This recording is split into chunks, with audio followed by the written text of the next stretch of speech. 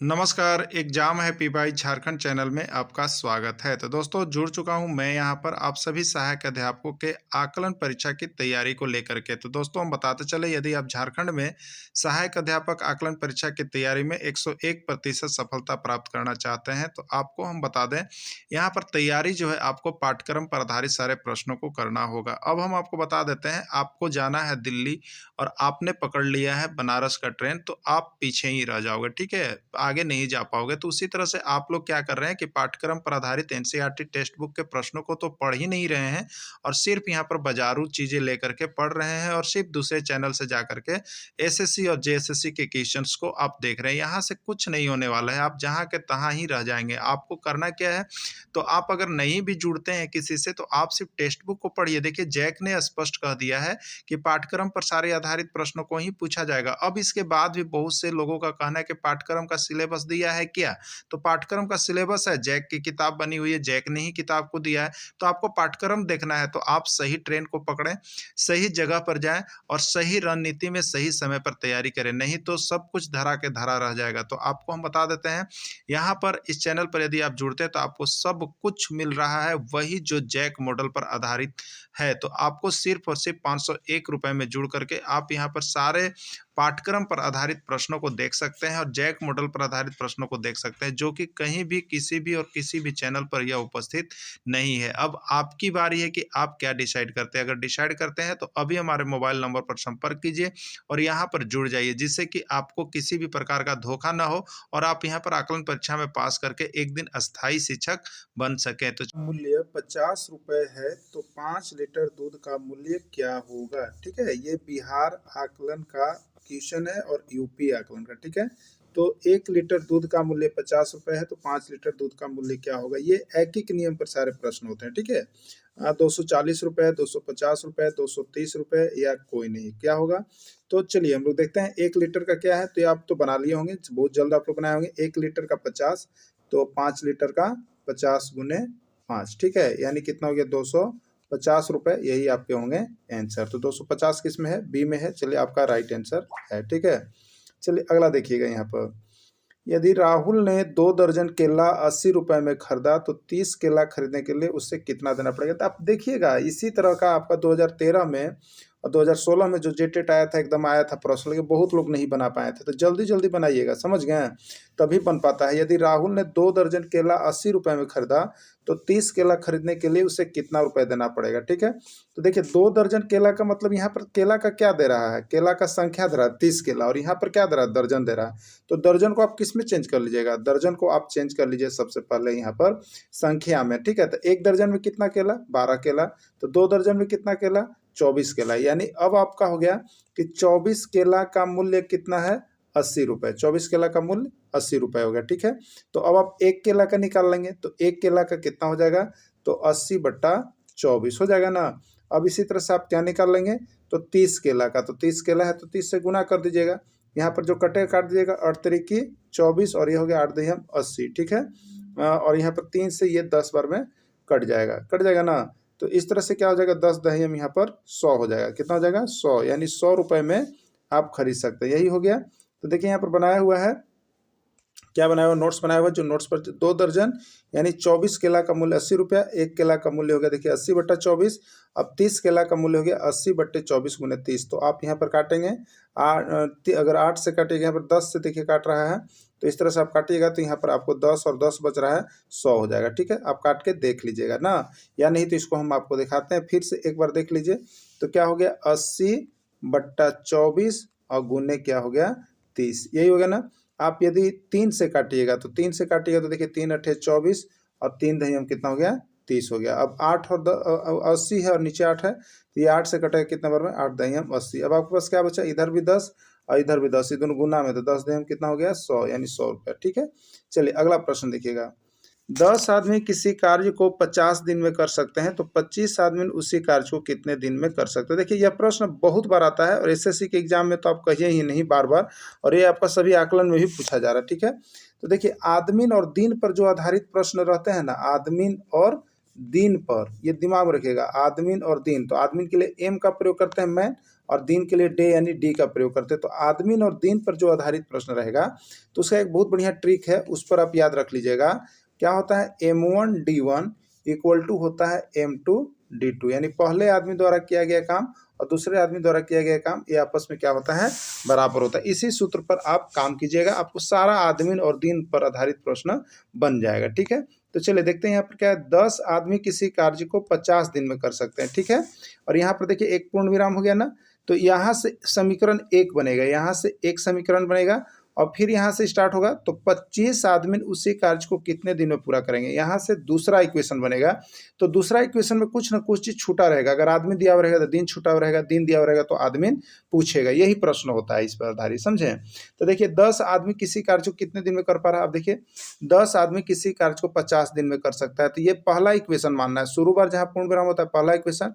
तो 10 आदमी, तो मानिएगा M1 पहला इक्वेशन के लिए M1, तो M1 कितना है 10 और कितने दिन में कर सकता है 50 दिन में। ठीक, कितने दिन, 50 दिन में। तो D1 कितना हो गया 50, D1 कितना हो गया 50 हो गया ना। अब देखिए तो 25 आदमी उसी कार्य को कितने दिन में कर सकते हैं, तो M25 आदमी का संख्या दिया हुआ है ना, यानी दूसरा समीकरण में चले तो दूसरा के लिए 2 लिखेंगे हम, M2 25, तो कितने दिन में कर सकते हैं, यानी D2 आपसे पूछा जा रहा है कि D2 इक्वल टू क्या होगा। ठीक है, चलेंगे अब सूत्र से हम लोग, देखिए क्या करेंगे, सूत्र से चलेंगे। तो सूत्र क्या कहता है, M1D1 इक्वल टू M2D2, यही कहता है ना। अब देखिएगा M1D1 इक्वल टू M2D2 होता है। तो M1, ये देखिए M1 है शुरू वाला, तो 10 गुने, अब यहाँ पर D1 है 50 बराबर, अब M2 दिया हुआ है 25 ना, क्या दिया हुआ है 25 और इंटू D2 रह जाएगा। ठीक है, अब एक चीज याद रखिएगा, जब दोनों तरफ आपस में गुना में हो तो हम ऊपर ऊपर काट सकते हैं, इसको बट्टा में ले जाने का कोई आवश्यकता नहीं है। ठीक है, तो देखिए यहीं पर काट देंगे इसको, हम क्या करेंगे यहीं पर इसको काटेंगे। तो 25 से ये 50 कितना बार में कट गया, 2 बार में कट गया ना, और कुछ बच रहा नहीं, बच रहा। तो इधर कितना हो गया 10 दूनी 20, क्या हो गया आपका 20 और बराबर क्या हो गया D2। ठीक है, यानी आपको निकल गया कि कितने दिन में काम होगा, तब 20 दिन में उस काम को पूरा कर सकेंगे, यानी 25 आदमी उस काम को कितने दिन में पूरा करेंगे, 20 दिन में करेंगे, यही इसका राइट आंसर होगा। तो इस तरह से आप सोल्व जब करेंगे ना तो आपको बहुत जल्द बन जाएगा। ठीक है, तो इसका राइट आंसर बी हो जाएगा। चलिए यहाँ पर देखिए नोट्स वाले के लिए आप सभी के लिए दिया हुआ है M1D1 बराबर M2D2, तो 10 गुने 50 बराबर 25 गुने D2, 20 बराबर D2, यानी उसको कार्य करने में 25 आदमी को 20 दिन लगेंगे। तो आपको बता दे रहे दोस्तों, सब चीज ट्रिक लेते रहे, चाहे आप हिस्ट्री पढ़िएगा उसमें ट्रिक पड़ेगा, आप ज्योग्राफी पढ़िएगा उसमें ट्रिक मिलेगा, पर्यावरण अध्ययन पढ़ रहे हैं उसमें आपको ट्रिक मिल रहा है, मैथ में मिल रहा है, रीजनिंग में, सारा चीज आपको ट्रिकली हम दे रहे हैं और बहुत ही चीप रेट पर आपको सारे नोट्स और PDF मिल रहे हैं। तो अभी की अभी आप जुड़ने का प्रयास कीजिएगा, समय बहुत कम है लेकिन कम समय में भी आप अगर इस नोट्स को देख लेते हैं तो आपको यहाँ से बता दें कि 100% आपका रिजल्ट आ रहा है। ठीक है, और नहीं जुड़ते हैं तो आप कैसे तैयारी कर रहे हैं, सभी बहुत से चैनल वाले हैं जो बहुत ही झांसा देते हैं। ठीक है, आपको सही चीज़ देते नहीं है। अगर आपको यहाँ पर टीचर बनना है तो टीचर के लिए ये सफिशिएंट मटेरियल है आपको टेक्स्ट बुक, लेकिन बहुत लोग जो है सिर्फ बाहर से देते हैं और वो आता नहीं है ना।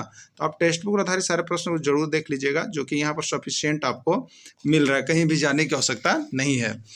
25 आदमी किसी कार्य को 60 दिन में पूरा करते हैं, तो 75 दिन में कार्य जब पूरा करना हो तो कितने आदमी काम पर लगे थे। ठीक है, चलिए देखिए अभी आपको बताया था आदमीन और दिन, इसी पर आधारित है ना, ध्यान दीजिए आदमीन और दिन वाला रह गया।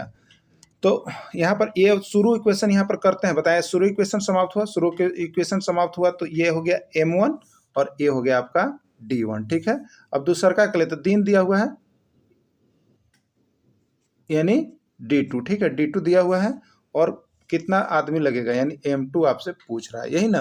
तो चलिए सूत्र पर चलते हैं और बहुत जल्द इसको बनाते हैं हम लोग। क्या करेंगे तो देखिए आपको यही हो गया M1 हो गया 25 इंटू यहाँ पर 60 बराबर क्या हो जाएगा 75 इंटू, और यहाँ पर D2 आप M2 पूछ रहा है आदमी, तो आदमी के लिए हम लिख दिए M2। ठीक है, जो पूछा है यहाँ पर लिख दिए। अब देखिएगा तो काट दीजिए, अगर ऊपर काटना चाहते हैं तो आप काट दीजिए। तो कैसे काटेंगे हम लोग, तो देखिए गुना में रहता है तो ऊपर हम लोग काट सकते हैं। तो 25 से कितना बार में कटेगा, 3 बार में कटेगा। ठीक है, 25 दिया 75 हो गया। अब देखिए 3 से फिर इधर भी कटेगा, 3 से कितना बार में कट जाएगा, इधर 20 बार में 60 कट जाएगा ना, 20 हो गया। तो क्या बचा M2 इधर बचा और इधर 20 बचा, यानी 20 बराबर हो गया M2, ठीक है। यानी 20 आदमी लगे होंगे। अगर उस कार्य को पूरा करना होगा 75 दिन में, तो 20 आदमी लगने का आवश्यकता पड़ेगा, ठीक है। तो इस तरह से यहाँ पर आपको बन जाता है। तो ये सूत्र को आप लोग देख लीजिएगा और समझ लीजिएगा, और दिक्कत हो तो कॉल कर लीजिए, ठीक है। नोट्स के लिए यहाँ पर बनाया हुआ है। अगला देखिए, 15 आदमी किसी कार्य को मिलकर 60 दिन में पूरा करते हैं। एकदम इस पर बहुत प्रश्न आए, सभी बिहार आकलन का, यूपी आकलन का, छत्तीसगढ़ सब में पूछा है। 15 आदमी किसी कार्य को मिलकर 60 दिन में पूरा कर सकते हैं। देखिए यहाँ पर एक इक्वेशन हो गया, तो 30 आदमी उसी कार्य को कितने दिन में पूरा कर सकते हैं। तो अब बहुत आप फास्ट भी बना सकते हैं, ठीक है। आपको मैंने सूत्र बता दिया है, आप समझ भी गए होंगे। जो समझ गए होंगे उनके लिए क्या होगा, तो ऊपर M1 हो गया, M1 15 हो गया, और D1 होगा, D1 60 हो गया, और उसके बाद M2 होगा, तो M2 कितना हो गया, 30 आदमी, ठीक है, 30 हो गया। और D2 तो D2 यहाँ पूछ रहा है कितने दिन में पूरा कर सकते हैं, तो D2 हो गया। अब ऊपर ही काट लीजिए, तो देखिए 30 दूनी कितना हो गया, 60 हो गया ना। अब क्या बचा, 15 दूनी 30, तो 30 बराबर कितना हो गया, D2 ना। यानी कितने दिन में पूरा कर सकते हैं काम को, तो 30 दिन में पूरा कर सकते हैं। यही इसका राइट आंसर हो गया, ठीक है। तो 30 इसका आंसर होगा। आप लोग भी बना लिए होंगे, और दिक्कत है तो जरूर बताइएगा हमें, और नोट्स जरूर परचेज कर लीजिएगा, ठीक है। देखिए यहाँ पर आदमी और दिन पर स्ट्रिक से बना सकते हैं। यहाँ पर थोड़ा एक हमने डीपली दे दिया है। पहला वाक्य से M1 15, पहला वाक्य से 1 होता है, इसलिए M1 D1 चलेगा, तो 15 और D1 60। अगर दूसरा वाक्य चलेंगे तो M2 दिया हुआ है, D2 गायब है। तो सूत्र क्या होता है हम लोग का देख लीजिए। तो सूत्र होता है M1 D1 बराबर M2 D2। तो M1 D1 बना लिए, M2 D2। देखिए आपको बता रहा है, जैसे 30 गुने 15 बराबर 75 गुने x लिखा हुआ है, तो इसको कोई जरूरी नहीं है। देखिए कोई जरूरी नहीं है कि आप x बराबर इस तरह से करें कि 30 गुने 15 और बट्टा में क्या हो जाए 75, ठीक है। तो 15 चौके 60, 15 पच्चे 75 और 5 छक 30, ऐसे ही काटे। आप ऊपर भी काटिएगा तो यही आएगा। देखिए ठीक है, कैसे होगा, ये 75 है ना, तो 15 चौके 60, 15 पच्चे कितना हो गया 75, और 5 से काटिए तो 5 छक कितना हो गया 30, 6 ना आया। तो इस तरह से आप काट सकते हैं, नहीं तो आपको जैसे आता है काट लीजिएगा। देखिए इस तरह से। अब यहाँ पर नोट्स एक हमने दे दिया था। M1 यानी पहला आदमी, D1 यानी पहला दिन, M2 मतलब दूसरा आदमी, D2 मतलब दूसरा दिन। इस तरह से आप इसको बना सकते हैं, ठीक ना। उत्पादन का कारखाना या खाद फैक्ट्री किससे कहा जाता है, सूखी पत्तियों को, हरी पत्तियों को, सूखी लकड़ी को, हरी लकड़ी को, ठीक है। देखिए कहा जा रहा है भोजन उत्पादन का कारखाना या खाद फैक्ट्री किससे कहा जाता है, ठीक है। भोजन का जो उत्पादन करते हैं, तो यहाँ पर भोजन का उत्पादन सूखी पत्तियों से होता है, हरी पत्तियों से होता है, सूखी लकड़ी से है, हरी लकड़ी से, किससे होता है आपको बताना। देखिए यह प्रश्न आपका सबसे पहले यूपी टेट में तो 2 बार आया है, सीजी टेट में 3 बार आया है, और आपको बता दिए बिहार आकलन में 2 बार आया है, ठीक है। अब आप देखिए यह प्रश्न आया हुआ है, लेकिन ये एनसीईआरटी टेक्स्ट बुक का है। तो ये कहाँ से, किस एक्सरसाइज का है, आप देख लीजिए। देखिए क्लास 7 का है, एक्सरसाइज 1 है, विज्ञान और पौधों में पोषण, इस पार्ट से आया हुआ था, देखे ना। तो आपको यहीं से पूछ रहा है, जितना पाठ्यक्रम पर आधारित प्रश्न है, ये सिर्फ यहीं की बात नहीं कर रहे हैं, आपको अदर स्टेट में भी आ रहा है। तो आप सभी ऐसे नोट्स के लिए हमारे साथ जरूर जुड़ जाइएगा और जरूर पढ़ लीजिएगा, क्योंकि हम आपको सारे चैप्टर वाइज आपको हम दे दे रहे हैं यहाँ पर। जो भी इंपॉर्टेंट क्वेश्चन आपको निकल रहा है और जो आपके किताब में दिए हुए, आप किताब में जाकर के देख भी लीजिएगा, ठीक है। और जिनके पास किताब अवेलेबल नहीं है या किताब का नहीं पढ़ सकते, वो हमारे साथ जुड़ जाइए, आपको 101% सफलता मिल रहा है यहाँ पर, ठीक है। तो देखिए होता क्या है आपको बता दें, भोजन उत्पादन का जो कारखाना होता है वो हरी पत्तियों को कहा जाता है, क्योंकि हरी पत्तियों के द्वारा ही जो होता है यहाँ पर भोजन का निर्माण किया जाता है, ठीक है। देखिए लिखा हुआ है भोजन का उत्पादन या संश्लेषण हरी पत्तियों में होता है, इसीलिए हरी पत्तियों को खाद का उत्पादन या खाद फैक्ट्री भी कहा जाता है, ठीक है। चलिए अगला है, हरे पौधों की पत्तियों में एक प्रकार की संरचना पाई जाती है। हरे पौधे की पत्तियों में एक प्रकार की संरचना पाई जाती है, उससे क्या कहते हैं, हरित लवक कहते हैं, क्लोरोप्लास्ट कहते हैं, ए और बी दोनों, या कोई नहीं। देखिए हरे पौधे की जो पत्तियां होती है ना, इस तरह से जो पत्तियां आपकी होती है, ठीक है, ये पत्ती हो गई, इस तरह से पत्तियां जो आपकी होती है इस तरह से, उसमें क्या होता है एक प्रकार की संरचना पाई जाती है। इस तरफ देखिएगा एक तरह की संरचना पाई जाती है, ऊपर वाले परत पाई जाती है ना। तो इसमें इसको परत को क्या कहते हैं, ठीक है। तो भोजन उत्पादन ये अपना प्रकाश संश्लेषण ग्रहण करती है, तो इसी का नाम देखिए हरित लवक है। क्या है, हरित लवक है। और इसी का नाम भी देखिए क्लोरोप्लास्ट है, ठीक है। क्या है, क्लोरोप्लास्ट है।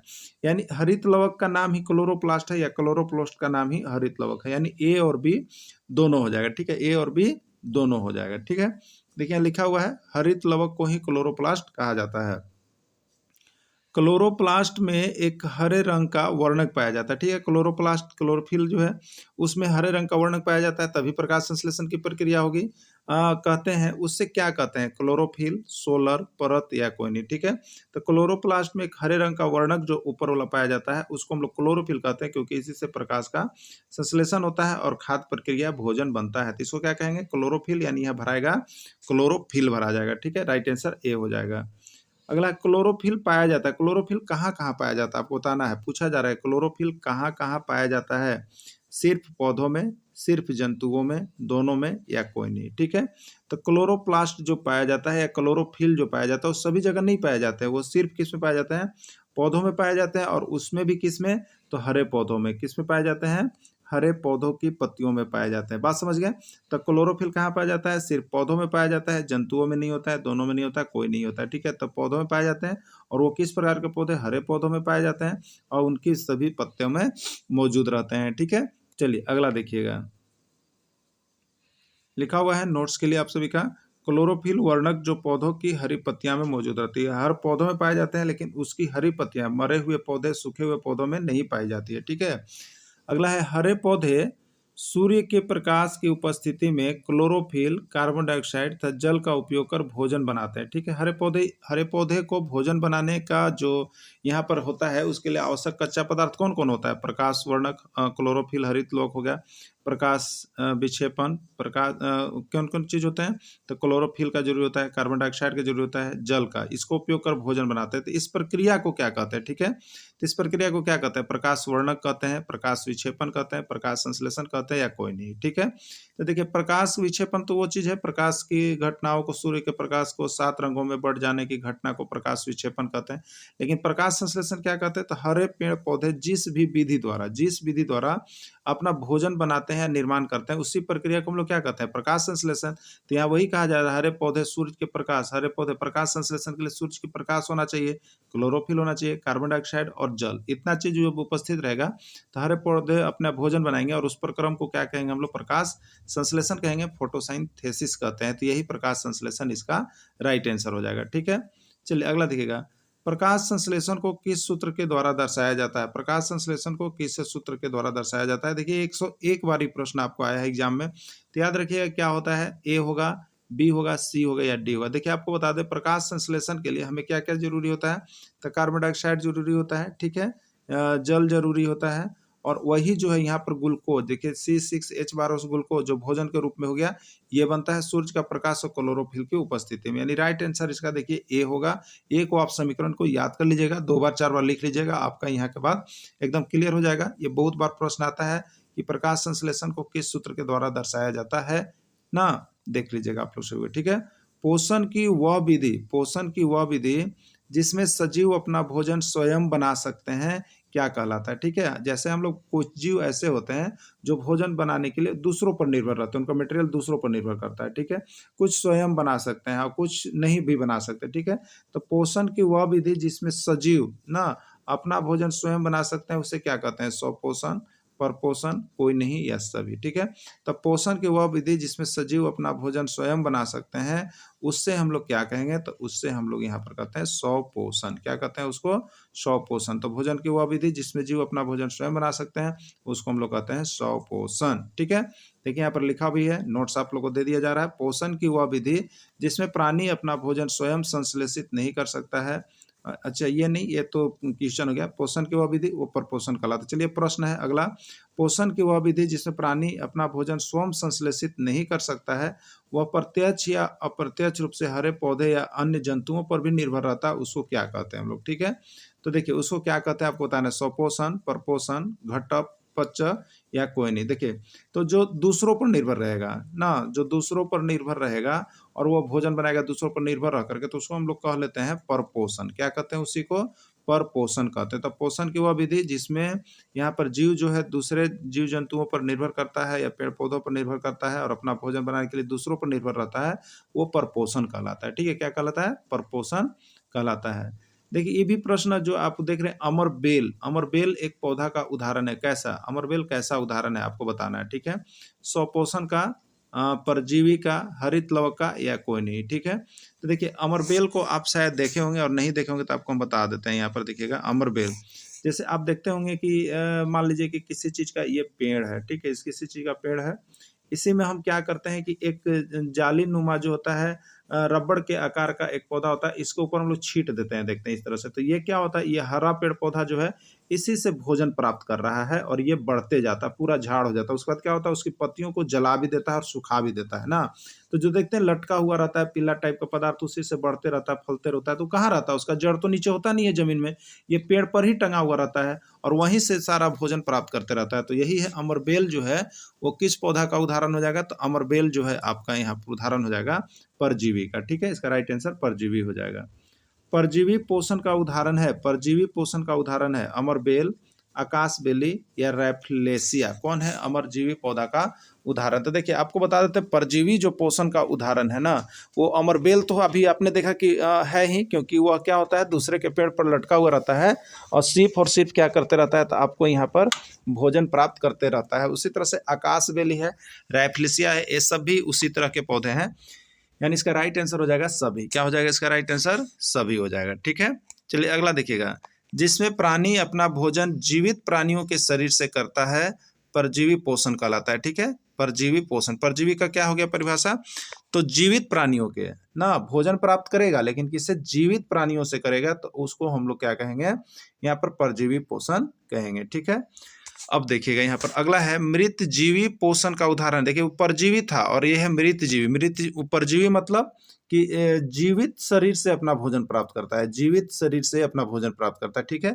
अब मृत जीवी का मतलब क्या है, मृत जीवी पोषण में कौन कौन आएगा बताना है, फफूंद आएगा, कुकुरमुता आएगा, मशरूम आएगा या सभी आएगा। देखिए तो मृत जीवी में जो पोषण होता है वो मृत पेड़ पौधे या जीव जंतुओं से अपना भोजन प्राप्त करते हैं, ठीक है। जीवित से जो प्राप्त करता है उसको परजीवी, लेकिन यहाँ पर जो मृत जीवी पोषण है वो मृत पेड़ पौधे या जीव जंतुओं से अपना भोजन प्राप्त करके यदि वो बढ़ता है, फलता है, फूलता है, तो उसको मृत जीवी पोषण कहते हैं। उसमें कौन आता है, फफूंद आता है कि कुकुरमुता आता है कि मशरूम आता है या सभी होता है। तो आप देखिएगा ये सभी, जैसे फफूंद की बात कर लीजिए, कुकुरमुता की बात कर लीजिए, मशरूम, ये सभी मृत जीव जंतुओं से अपना भोजन प्राप्त करते हैं और वो अपना बनाते हैं जिसको खाया जाता है, ठीक है। तो ये मशरूम तो हम लोग खाते ही हैं। तो ये आप देखिएगा सूखे पत्ते हो गए, जहाँ पर गड़े सड़े गले पत्ते बहुत ज़्यादा होते हैं, गोबर होते हैं, वहीं पर ये सारा चीज़ें ज़्यादा करके खास करके निकलता है। तो ये सभी मृत जीव जंतुओं से अपना भोजन प्राप्त करते हैं, इसलिए इसको मृत जीवी पोषण के अंतर्गत रखा जाता है, ठीक है।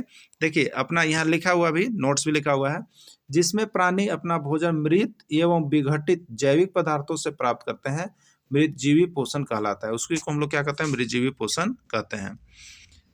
ऐसे पौधे जो कीटों को अपने भोजन के रूप में ग्रहण करते हैं, ऐसे पौधे जो कीटों को अपने भोजन के रूप में ग्रहण करते हैं, कहते हैं, क्या कहते हैं, जो कीटों को, स्वपोषी, परपोषी, कीटभक्षी पौधा या कोई नहीं, ठीक है। तो देखिए ऐसे पौधे जो कीट को अपना भोजन बनाते हैं, कीटों को ना रूप में ग्रहण करते हैं। कुछ ऐसे पौधे हैं जिसको आपको दिखाएंगे, आप किताब में देखे भी होंगे, जो कीट को अपना भोजन बनाते हैं और उसी को भोजन के रूप में लेते हैं। वो क्या कहलाते हैं, स्वपोषी। तो स्वपोषी तो है कि जो अपना भोजन स्वयं बनाता है, परपोषी जो अपना भोजन के लिए दूसरों पर निर्भर रहता है। लेकिन कीटभक्षी, तो देखिए कीटभक्षी मतलब कीट का भक्षण करने वाला, ऐसी बात पता चला कीटभक्षी। तो कीट और भक्षी माने भक्षण, भक्षण वगैरह माने खाना। तो ऐसे पौधे जो कीट को अपना भोजन बनाते हैं, यही तो पूछा गया, जो कीट को भक्षण करते हैं, तो उसको क्या कहेंगे, तो कीटभक्षी पौधा कहेंगे। क्या कहेंगे उसको, कीटभक्षी पौधा के नाम से जानते हैं, ठीक है। देखिए अगला है, वह पौधा जो कि कीटों को अपने भोजन के रूप में ग्रहण करता है, कहते हैं, वह पौधा जो कीटों को अपने भोजन के रूप में करता है उन्हें कहते हैं, वह पौधा जो कि कीटों को अपने भोजन के रूप में ग्रहण करता है उन्हें क्या कहते हैं, घटपर्णी या कलश पौधा, बेंडुला, कैंडिला या कोई नहीं। देखिए आपको बता देते हैं, जो कीट के रूप में भोजन ग्रहण करता है पौधा, उस पौधा का नाम देखिए घटपर्णी या कलश पौधा या पीचर प्लांट के नाम से जाना जाता है। देखिए वो पौधा किस प्रकार का होता है, तब किताब में देखिएगा इस तरह का वो पौधा जाली नुमा बना हुआ रहता है, इस तरह का। और यहाँ पर देखिएगा, यहाँ पर जो कीट बैठता है तो इसको क्या करता है, जैसे ही बैठता है तो पौधा का जो यहाँ पर जालीनुमा संरचना था वो नीचे गिर जाता है, पौधा नीचे आ जाता है, कीड़ा नीचे, और यहाँ ये इसको आहार बना लेती है। तो ये घटपर्णी है या कलश पौधा है या पीचर प्लांट है, ये जो है कीटभक्षी पौधा है। एकदम याद रखिएगा, इसमें बहुत बार आया है, आपको बता दे रहे हैं। ये वाला प्रश्न को आप छोटा नहीं समझिए, क्योंकि ये प्रश्न आपको बता दे रहे 1001 बार अब तक आ गया। कौन सा ऐसा पौधा है जो कीट को भक्षण करता है? तो घटपर्णी है या कलश पौधा है या पीचर प्लांट है, ठीक है। बहुत बार आप देखिएगा तो आपको अभी जितना ट्रेनिंग भी होता है उसमें भी ये बात पूछी जाती है। तो इस तरह का वो पौधा होता है, घड़ा कलश के आकार का बना हुआ रहता है। यहाँ पर देखिए जालनुमा संरचना होता है। इसमें कीड़ा क्या होता है, इसको देख के सुंदरता को यहाँ पर बैठता है, अब बैठता है तो ये परत खुलते ही अंदर आ जाता है, तो इसको ये अपना आहार बनाती है। इस तरह से यह घटपर्णी पौधा होती है, ठीक है। अगला, कीटभक्षी पौधे जो है कीटों का भोजन किसकी आपूर्ति के लिए करते हैं? जैसे अभी कीटभक्षी पौधा आपने देखा, घटपर्णी या कलश पौधा या पीचर प्लांट देखा आपने, तो ये अपना भोजन जो है किसकी आपूर्ति के लिए करते हैं? ऑक्सीजन के लिए, हाइड्रोजन के लिए, नाइट्रोजन के लिए, या कोई नहीं। तो कीटभक्षी पौधे या कीटों का भोजन आपूर्ति के लिए किसके लिए करते हैं? ऑक्सीजन, हाइड्रोजन, नाइट्रोजन, या कोई नहीं। तो देखिए कीटभक्षी पौधे में जो नाइट्रोजन की कमी होती है और नाइट्रोजन की पूर्ति करने के लिए वे कीटों को अपना आहार बनाती है ना। तो इसका राइट आंसर हो जाएगा नाइट्रोजन।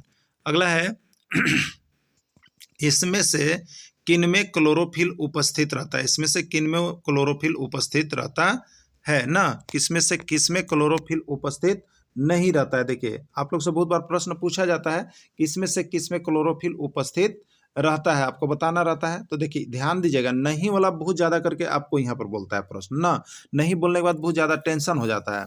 शैवाल में, कवक में, हरे पौधे में, या कोई नहीं, ठीक है। तो उपस्थित क्लोरोफिल नहीं रहता है। तो देखिए शैवाल जो है उसमें तो यहाँ पर क्लोरोफिल उपस्थित रहता है, हरे पेड़ पौधे में क्लोरोफिल उपस्थित रहता है, लेकिन कवक ऐसा है जो मृतजीवी पोषण है और यहाँ पर जो होता है इसमें आपका जो है क्लोरोफिल उपस्थित नहीं रहता है। तो किसमें नहीं उपस्थित रहता है? तो कवक में उपस्थित नहीं रहता है क्लोरोफिल, ठीक है। चलिए अगला प्रश्न हम लोग यहाँ पर देखेंगे। वायुमंडल में नाइट्रोजन का स्थिरीकरण करते हैं उस जीवाणु का नाम क्या है? ठीक है, वायुमंडल में नाइट्रोजन का स्थिरीकरण करते हैं ना, उस जीवाणु का नाम क्या है? राइजोबियम, नाइट्रोजन, अल्पावियम, या कोई नहीं, ठीक है। तो देखिए यहाँ पर क्या होता है कि वायुमंडल में जो नाइट्रोजन का स्थिरीकरण करते हैं उस जीवाणु का नाम देखिए राइजोबियम नामक जीवाणु होता है, ठीक है। ये राइजोबियम नामक एक जीवाणु जो होता है, जो वायुमंडल में पेड़ पौधे में क्या करते हैं? नाइट्रोजन का स्थिरीकरण करते हैं, ठहराव करते हैं। उस जीवाणु का नाम है राइजोबियम ना। अगला देखिएगा, राइजोबियम नामक जीवाणु पाया जाता है, कहाँ पर पाया जाता है? राइजोबियम नामक जीवाणु कहाँ पाया जाता है? चना में, मटर में, अरहर में, मूंग में, दलहन पौधों की जड़ में, या सभी में? देखिए तो राइजोबियम नामक जो जीवाणु होता है वो क्या होता है? तो हरे क्या होता है? हरे यहाँ पर जो होता है दलहन ना, दलहन हरे दलहन के पौधों में पाया जाता है कि जड़ों में पाया जाता है, ठीक है।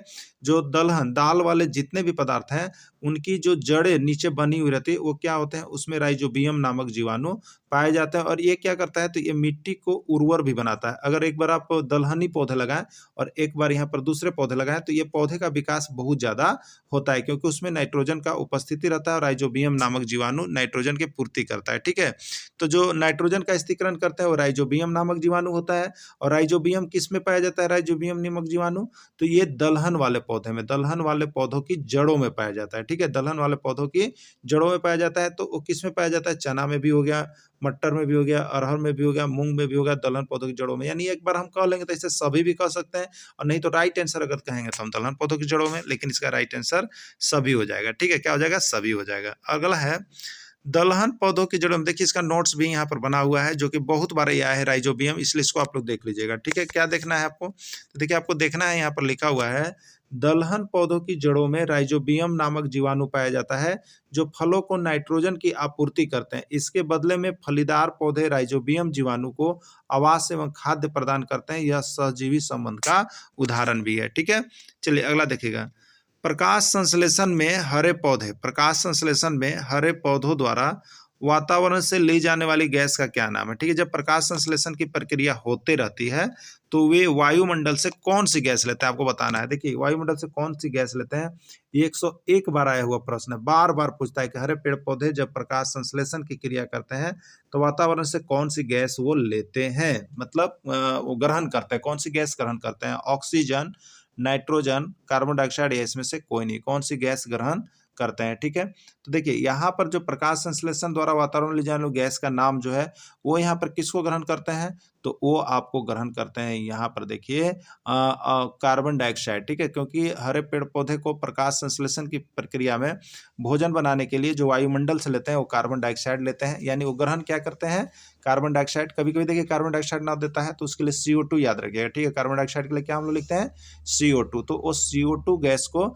यहाँ पर वो ग्रहण करते हैं, तो ली जाने वाली गैस कौन सी है, CO2 यानी कार्बन डाइऑक्साइड गैस है, ठीक है। चलिए अगला देखिएगा यहाँ पर, प्रकाश संश्लेषण के उपरांत कौन सी गैस मुक्त होती है। प्रकाश संश्लेषण की क्रिया जब संपन्न हो जाती है तो उस समय कौन सी गैस मुक्त होती है। देखिए 1001 बार ये प्रश्न आया हुआ है, एक दो बार की बात नहीं कीजिएगा, बहुत बार पर्यावरण के अंतर्गत तो ये बार बार प्रश्न पूछ दिया जाता है, ठीक है।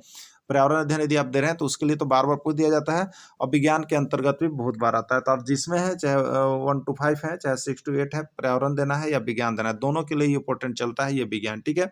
तो प्रकाश संश्लेषण के उपरांत कौन सी गैस मुक्त होती है, ऑक्सीजन, कार्बन, हाइड्रोजन या नाइट्रोजन, ठीक है। तो देखिए प्रकाश संश्लेषण में जो क्रिया होती है उसके अनुसार हम आपको बता दें यहाँ पर, तो उसके अनुसार पेड़ पौधे क्या करते हैं, जब प्रकाश संश्लेषण की क्रिया होती है तो उसमें कार्बन डाइऑक्साइड को ग्रहण करते हैं, कार्बन डाइऑक्साइड को लेते हैं, और क्या करते हैं, जब प्रकाश संश्लेषण की क्रिया हो जाती है तो ऑक्सीजन छोड़ते हैं, ठीक है। इसी के कारण हमारा क्या होता है, वायुमंडल में संतुलन बना हुआ रहता है, वायुमंडल में संतुलन इसी से होता है ना। तो पेड़ जितने हैं उतने अगर जीव जंतु भी रहें तो ये बैलेंस बना हुआ रहता है, नहीं तो कम या अधिक होने पर यहाँ पर विश्व उष्णन होने का, ग्लोबल वार्मिंग का डर रहता है, ठीक है। तो पेड़ पौधे भोजन बनाने से कौन सी चीज ग्रहण करते हैं, अभी आपको हमने बता दिया CO2 ग्रहण करते हैं, और छोड़ते क्या है भोजन बनाने, ऑक्सीजन, जो कि हम लोग यहाँ पर ग्रहण करते हैं। यानी हम लोग का छोड़ा हुआ कार्बन डाइऑक्साइड पेड़ पौधों के लिए भोजन का काम करता है, और पेड़ पौधों द्वारा छोड़ा गया कार्बन डाइऑक्साइड यानी वो छोड़ते क्या है, ऑक्सीजन, तो उसको हम लोग ऑक्सीजन हमको मिलता है और वो हमारे श्वास लेने में काम आता है, ठीक है। तो ये कौन सा हो जाएगा, ऑक्सीजन इसका राइट आंसर हो जाएगा। प्रकाश संश्लेषण क्रिया के लिए आवश्यक कच्चा पदार्थ कौन कौन है। देखिए ये भी प्रश्न जो आपका है वो 101 बार आया हुआ है, ठीक है। तो प्रकाश संश्लेषण की क्रिया के लिए आवश्यक कच्चा पदार्थ कौन कौन होता है, मतलब कि कच्चा पदार्थ का मतलब कि प्रकाश संश्लेषण क्रिया के लिए हमें जरूरी कौन कौन सा भोजन चाहिए। जैसे अगर हम कहें कि हम लोगों को सब्जी बनाना है तो कौन कौन सा कच्चा पदार्थ चाहिए, तो मान लीजिए सब्जी के लिए आप जिस चीज़ के सब्जी खाते हो वो कच्चा पदार्थ ला सकते हैं, तभी तो आप उसको पकाएंगे ना। तो कच्चा पदार्थ क्या लाएं, जैसे आप पालक लाएं, मटर लाएं, गोभी लाएं, धनिया लाएं, तो ये सब कच्चा पदार्थ होगा, उसी को भूज करके हम बनाए तो वो भोजन मेरा बन गया और वो सब्जी हो गया, ठीक है।